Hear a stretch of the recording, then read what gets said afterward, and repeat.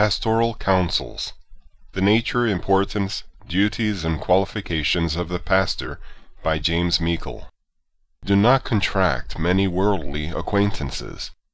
Learn to be abused without becoming angry.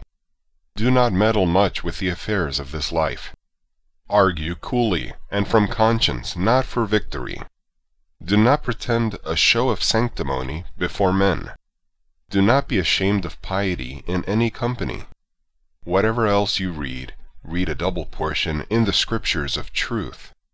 Shun familiarity with the men of the world, else celestial truths, as uttered by you, will be despised.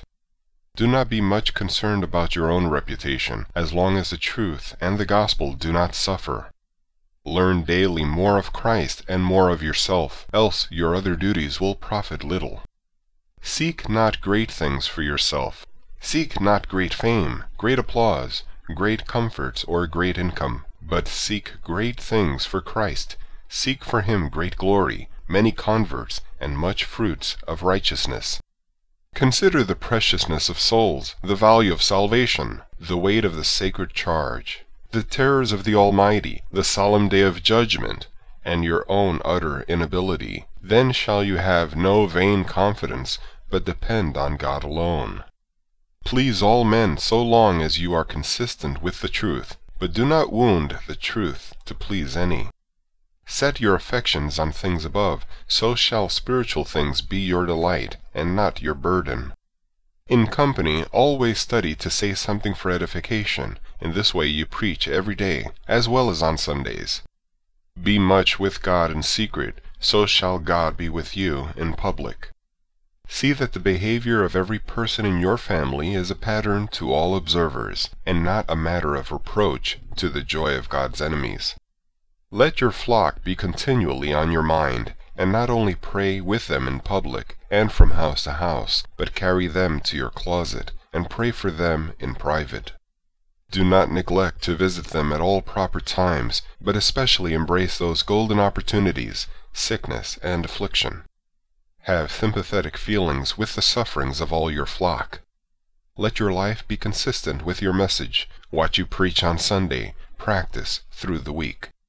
Do not only press charity on the wealthy, but let your example, according to your ability, show the way. Lend your ear to reproaches, rather than applauses. Reproaches may let us see some of our foibles or failings, but commendation is very apt to kindle self-conceit, of which everyone has enough. Be temperate in eating and drinking. Do not, when at a feast, though temperate at other times, be a glutton or a wine-bibber. With respect to your flock, consider that you are made the steward of a family, and therefore must, seeing the great Master allows it, provide food for all, meat for the strong, and milk for the weak. Keep an exact list or catalogue of your flock, who is pious or profligate, who is in affluence or poverty, who is in health or sick, and read it often. Give a pleasant ear when others are commended, but always frown away the friend that would commend you to your face. Be scant in exhibiting specimens of your learning, or comments on the Scriptures in their original languages, for a fine grammarian may be but a novice in piety and the gospel. In preaching, aim at God's glory and the good of souls, and then, without deviating from the rule, please all men as much as possible. Let your sermons be always the fruit of much study and application, and never dare to serve God or his people with that which cost you nothing.